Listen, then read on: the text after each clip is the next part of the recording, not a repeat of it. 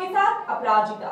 चलिए रुक करते हैं झारखंड की एक खबर पर। विकसित भारत मोदी की गारंटी संकल्प पत्र सुझाव अभियान को लेकर गुरुवार को भारतीय जनता पार्टी के प्रदेश प्रवक्ता जेवी तुविद की ओर से एक संवाददाता सम्मेलन का आयोजन किया गया।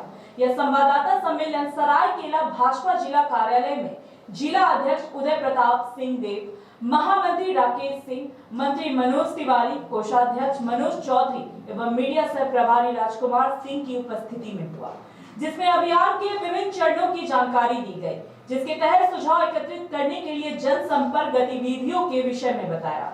इस दौरान बताया गया कि देश भर में 500 एलईडी प्रचार वाहन चलाए जाएंगे, जो मोदी सरकार के विकास का संदेश गांव एवं गली तक लेकर जाएंगे और जनता से उनके सुझाव भी एकत्रित करेंगे।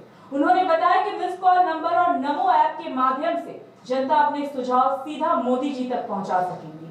प्रत्येक विधानसभा में 6000 से अधिक सुझाव पेटियां लगाई जाएंगी, जिसमें लोग अपने सुझाव डाल सकेंगे। सुझाव पेटी में पार्टी के अन्य कार्यक्रमों और सभाओं में भी लगाई जाएगी। पार्टी के सभी प्रकोष्ठों द्वारा मिलकर जिला स्तर पर 2 से 3 गोष्ठी के माध्यम से व्यवसायी कोहार्ट के सुझाव एकत्रित किए जाएंगे। इसके साथ ही विधानसभा में अपने व्यवसाय के व्यक्तियों के साथ 4 से 5 छोटी बैठकों में सुझाव एकत्रित किए जाएंगे। उन्होंने बताया कि पार्टी के सभी कार्यकर्ता 10 लाख वोटरों से जनसंपर्क करेंगे, जिसमें वे नमो ऐप एवं मिस्ड कॉल नंबर के माध्यम से जनता के सुझाव एकत्रित करेंगे। ने आज़ादी का 75 वर्ष पूरा किया और जो 75 वर्ष से 100 वर्ष की दूरी है, लगभग 25 वर्षों की, ये दूरी आदरणीय प्रधानमंत्री जी के शब्दों में ये अमृत काल का समय है और इस अमृत काल में हम वैसे भारत की कल्पना करते हैं जो एक गौरवशाली और एक सशक्त राष्ट्र के रूप में पूरी दुनिया के मानचित्र पर उभरे, एक आत्मनिर्भर भारत के रूप में उभरे, एक आर्थिक शक्ति के रूप में उभरे और एक आत्मनिर्भर और स्वावलंबी भारत के रूप में हम सबों के सामने आए।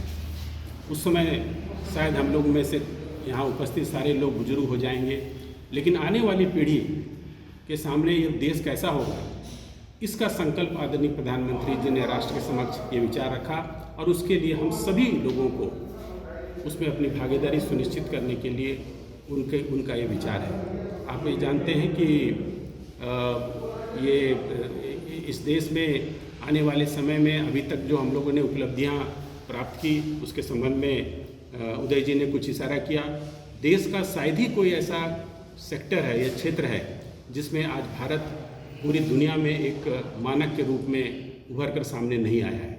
हम आज विश्व की तीसरी बड़ी अर्थव्यवस्था के 5वीं बड़ी अर्थव्यवस्था के रूप में उभर कर सामने आए हैं और आने वाले समय में प्रधानमंत्री मोदी जी के नेतृत्व में हम विश्व की तीसरी बड़ी अर्थव्यवस्था के रूप में सामने आएंगे। अभी हमारी 3 ट्रिलियन US डॉलर के बराबर की अर्थव्यवस्था है। कुछ ही वर्षों में हम 5 ट्रिलियन डॉलर के नज़दीक पहुंचेंगे और जब हम आज़ादी का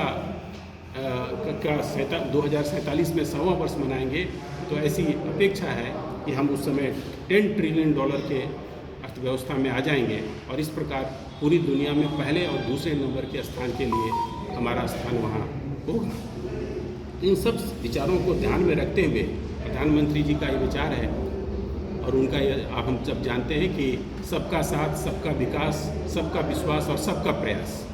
तो जब ये लक्ष्य तभी हम प्राप्त कर सकेंगे जब जैसा मैंने अभी आपको कहा, युवा, किसान, मजदूर, महिला, गरीब, ये सभी ये मतलब ये एहसास कर सके कि ये देश हमारा है और हमारे लिए विकास के अवसर खुले हुए हैं, हम लोगों को दिया है।